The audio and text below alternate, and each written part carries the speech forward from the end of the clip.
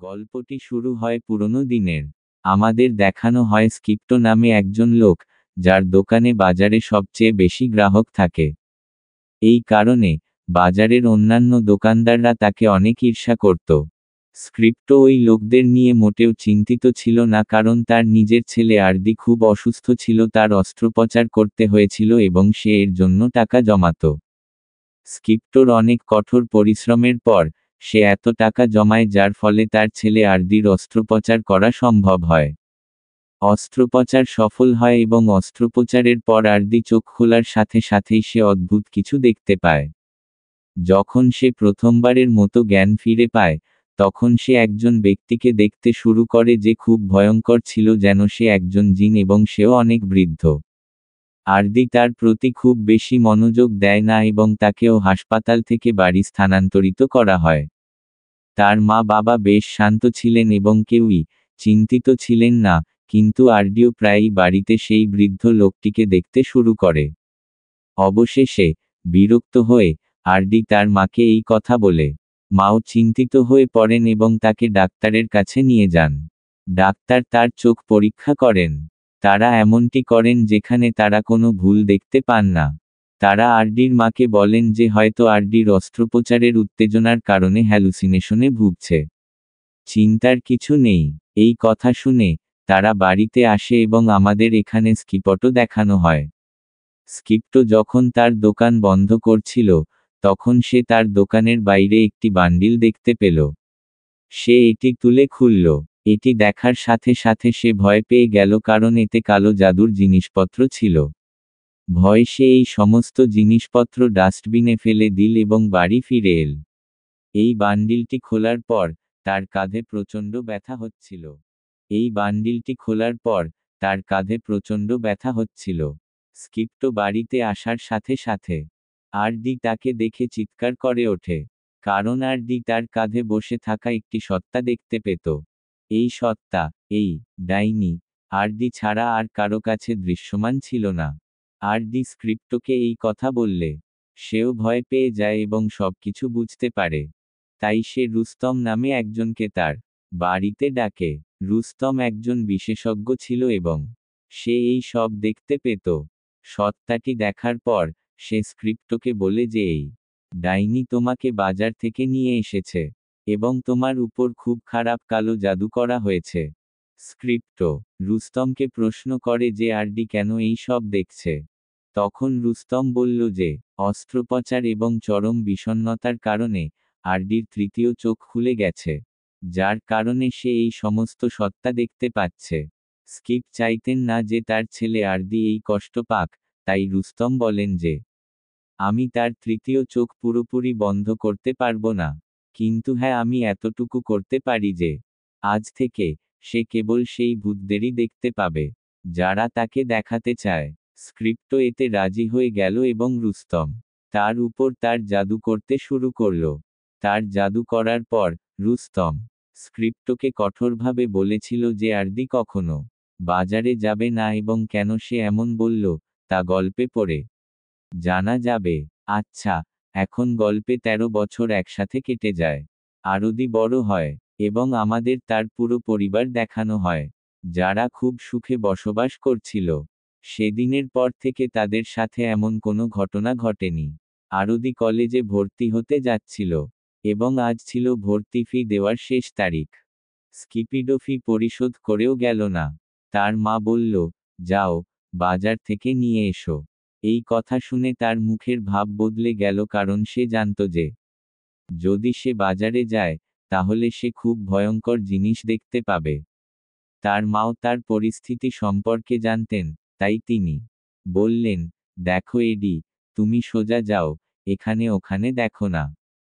শুধু তোমার বাবার দোকানে যাও এবং তার কাছ থেকে টাকা নিয়ে বাড়ি ফিরে এসো।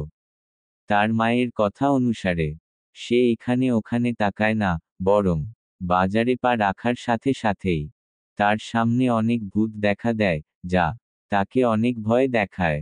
এভাবে হাঁটতে হাঁটতে সে একজন লোকের সাথে ধাক্কা খায় এবং পড়ে যায়, যে তাকে অভ্যাসবশত অনেক তিরস্কার করে।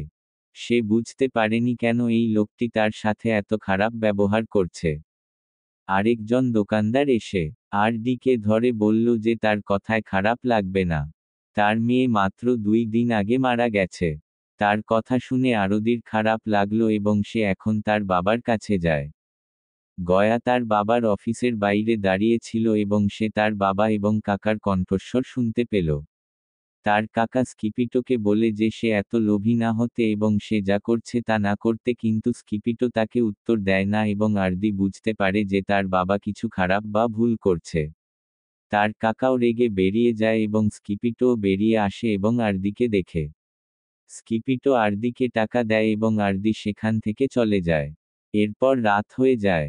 স্কিপিটো যখন তার দোকান বন্ধ করছে, তখন আজ আবার সে তার দোকানের বাইরে একটি বান্ডিল দেখতে পায়, যা সে কিছু না ভেবেই খুলে ফেলেছিল, অর্থাৎ আগের মতোই ভুল করেছিল। এই বান্ডিলটি খোলার সাথে সাথে সে ভয় পেয়ে যায়, কারণ এবার এতে প্রচুর কালো জাদুর উপাদান ছিল, যার অর্থ হলো জাদুটি এখন আরও বেশি শক্তি দিয়ে করা হয়েছে। এবং এই বান্ডিলটি খোলার পর স্কিপিটো খুব ভয়ঙ্কর রাক্ষসী কণ্ঠস্বর শুনতে শুরু করে, যেন রাক্ষসী আত্মারা তাদের ভয়ে তার চারপাশে ঘুরে বেড়াচ্ছে।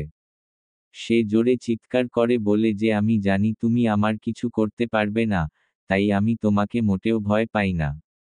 এই কথা বলার সাথে সাথেই সব শব্দ বন্ধ হয়ে যায় এবং সে তার গাড়িতে বসে সেখান থেকে চলে যায়।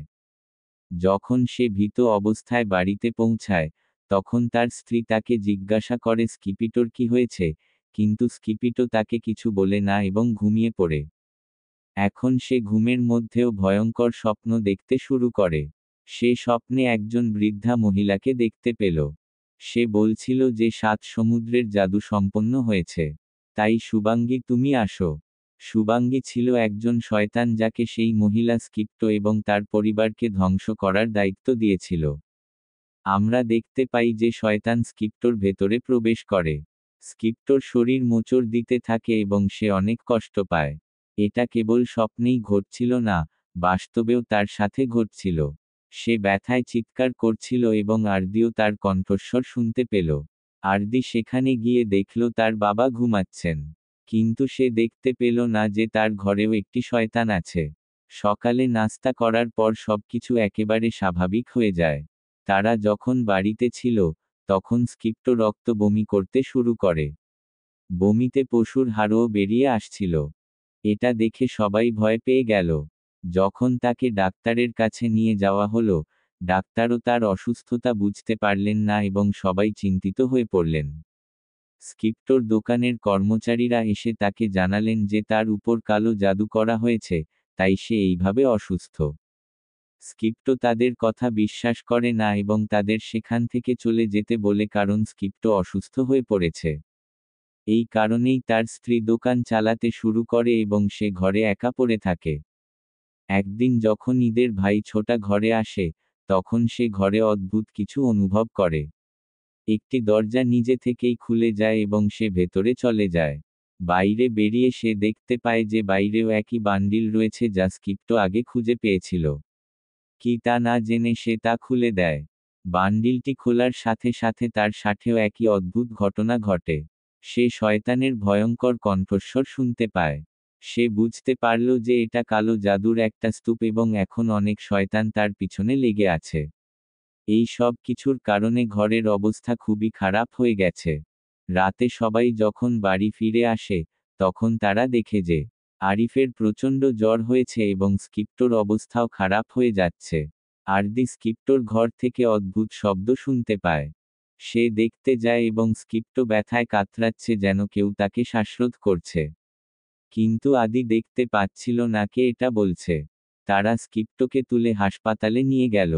তার শরীর সম্পূর্ণরূপে পক্ষাঘাতগ্রস্ত হয়ে পড়েছিল, যেন সে মারা গেছে। ডাক্তাররা বললেন যে সে কোমায় চলে গেছে। হার্ডি তার বাবার অবস্থা দেখে পাগল হয়ে গিয়েছিল। সে তার কাকার উপর রাগ করতে শুরু করে, কারণ সে মনে করেছিল তার কাকা তাকে ঈর্ষান্বিত করছে এবং সে অবশ্যই স্কিপ্টোর উপর এই কালো জাদু করেছে। এখন যেহেতু স্কিপ্টো অসুস্থ ছিল, তাই তার যত্ন নেওয়ার জন্য কারোর প্রয়োজন ছিল, তাই তার মা স্কিপ্টোর সাথে থাকার সিদ্ধান্ত নেন এবং আরডি এখন দোকানের দায়িত্ব পান। যখন সে দোকানে যায়, সে মর্মান্তিক খবর পায় যে এখন গ্রাহকরা তাদের দোকানে আসা বন্ধ করে দিয়েছে, সেই কারণে দোকানের কর্মচারীরাও চলে যাচ্ছে। এই কথা শুনে সে আরো দুঃখিত হয়ে গেল। আচ্ছা, সে একাই দোকান সামলাতে শুরু করল। রাত পর্যন্ত কোনো গ্রাহক আসেনি। আর যখন পুরো বাজার বন্ধ হয়ে গেল, তখন একজন গ্রাহক এলো যে মেয়েটি মানুষ নয়। এই জিনিসটা আন্দাজ করতে পারল না। মেয়েটি যা চাইল, তাকে দিতে শুরু করল। মেয়েটির দিকে জিনিসপত্র বাড়ানোর সাথে সাথে মেয়েটি তাকে চুরিওয়ালা মুখ দেখালো। সে রেগে গেল।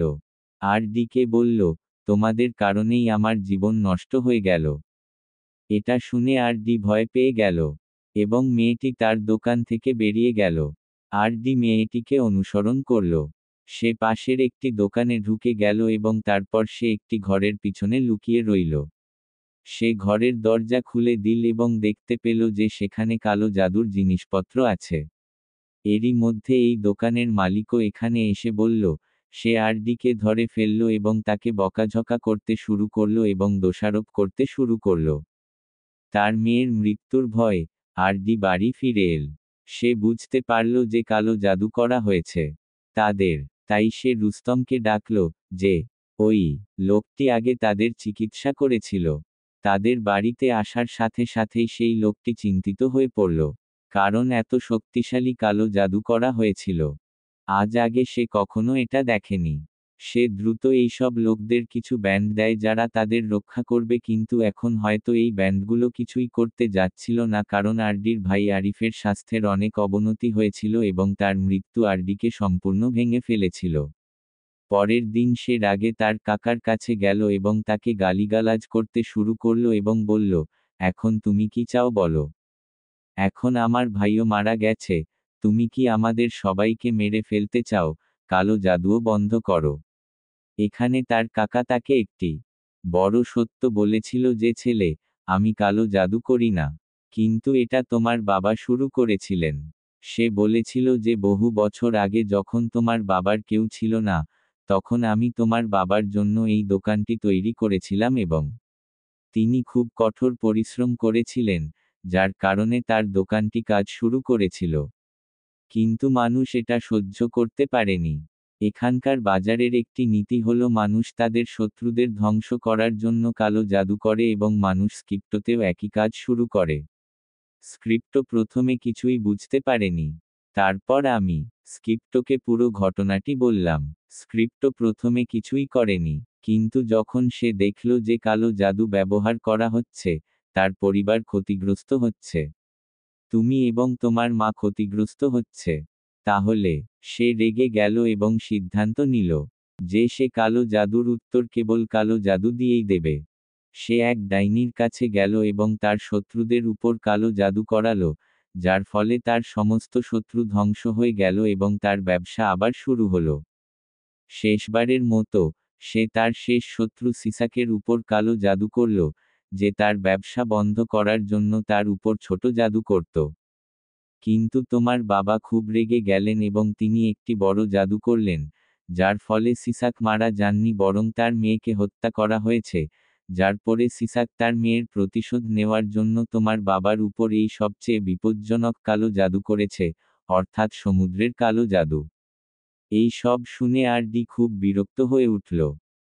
দ্রুত তার বাড়ি থেকে কালো জাদুর সমস্ত জিনিসপত্র সরিয়ে ফেলতে চাইল, কিন্তু বাড়ি পৌঁছানোর আগেই আমাদের দেখানো হলো যে তাদের বাড়িতে আগুনের একটি জ্বলন্ত বান্ডিল পড়েছে, যা র মা খুলে দিয়েছেন। সেই মহিলা এই বান্ডিলটি খোলার সাথে সাথে তার স্বাস্থ্যের অবনতি ঘটে। যখনই বাড়িতে আসে এবং এই সব দেখে, তখনই সে রুস্তমকে ফোন করে এবং এই বান্ডিলটি দেখার পর রুস্তম বুঝতে পারে এটি সমুদ্রের সবচেয়ে বিপজ্জনক কালো জাদু এবং তাদের সকলকে বলে যে, যদি কেউ এই বান্ডিলটি দেখে, তাহলে তারা যেন এটি স্পর্শ না করে। সে অর্থীকে বলে যে তুমি এখনো বেঁচে আছো কারণ তুমি আজ পর্যন্ত এই বান্ডিলটি খোলনি। তোমার মা একটি বান্ডিল খুলেছিলেন এবং সে কারণেই তিনি এখন মারা যাবেন।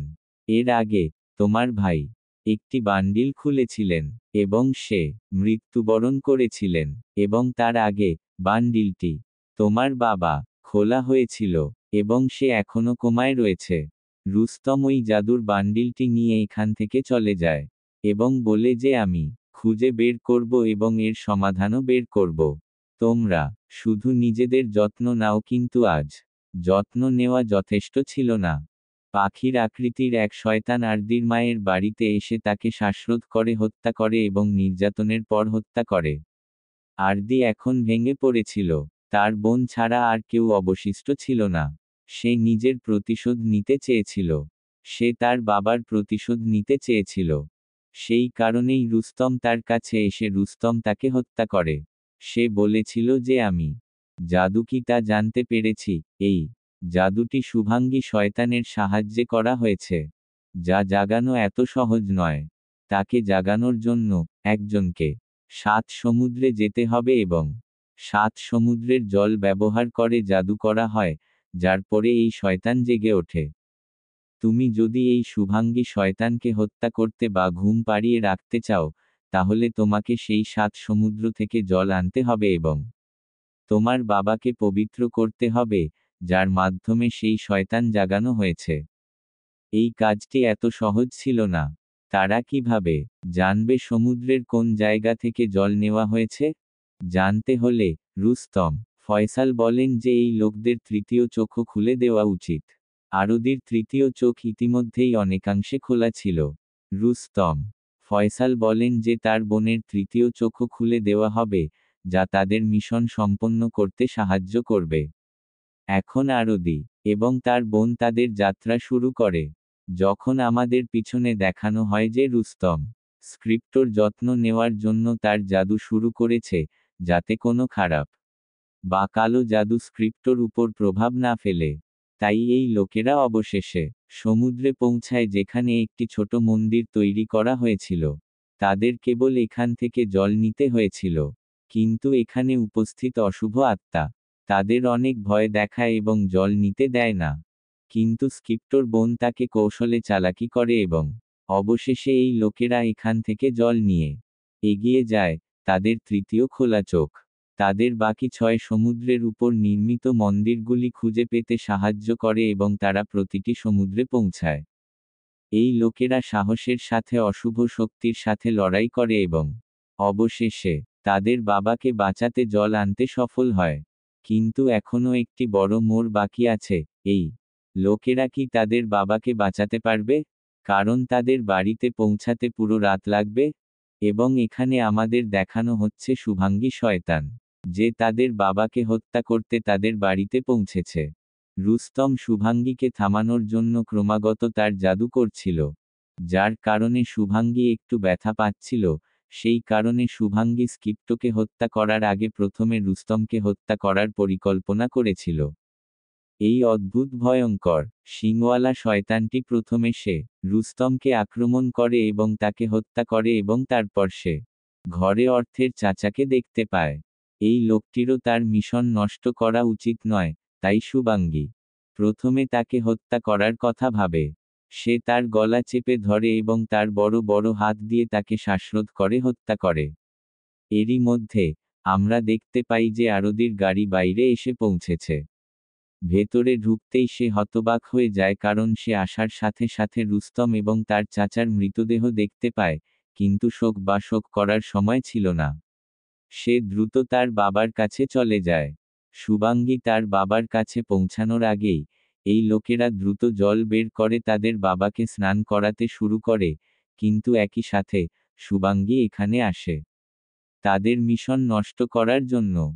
সে প্রথমে আরদির বোনকে তুলে এখান থেকে দূরে ছুঁড়ে ফেলে দেয় এবং তারপর আরদির উপরও আক্রমণ করে। আরদি ওই শয়তানটিকে পুরোপুরি দেখতে পায়, কিন্তু তবুও সে ভয় পায়নি। সে ইতিমধ্যেই তার বাবার উপর 6টি জল ঢেলে দিয়েছিল এবং এখন তাকে 7ম জল ঢেলে দিতে হবে। শয়তানও জানত যে যদি সে 7ম জল ঢেলে দেয়, তাহলে তার ক্ষতি হবে। যদি এমনটা হয়, তাহলে তার মিশন শেষ হয়ে যাবে এবং সেও শেষ হয়ে যেতে পারে। তাই সে যথাসাধ্য চেষ্টা করে যাতে আরদি স্ক্রিপ্টর উপর এই জল ঢেলে না দেয়। সে আরদিকে ধরে তাকে হত্যা করে। এই মুহূর্তে আরদি তার বুদ্ধি ব্যবহার করে দেয়ালের দিকে জল ছুঁড়ে দেয়। দেয়ালে আঘাত করার পর এই জল স্ক্রিপ্টোর উপর পড়ে এবং অবশেষে মন্ত্র ভেঙে যায় এবং শয়তান আরদিকে ছুঁড়ে ফেলে।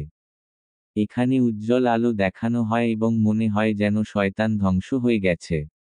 এই কালো মন্ত্র শেষ হওয়ার সাথে সাথে স্ক্রিপ্টো সুস্থ হয়ে গেল, কিন্তু এখন প্রশ্ন হলো শুভাঙ্গী কোথায় গেল?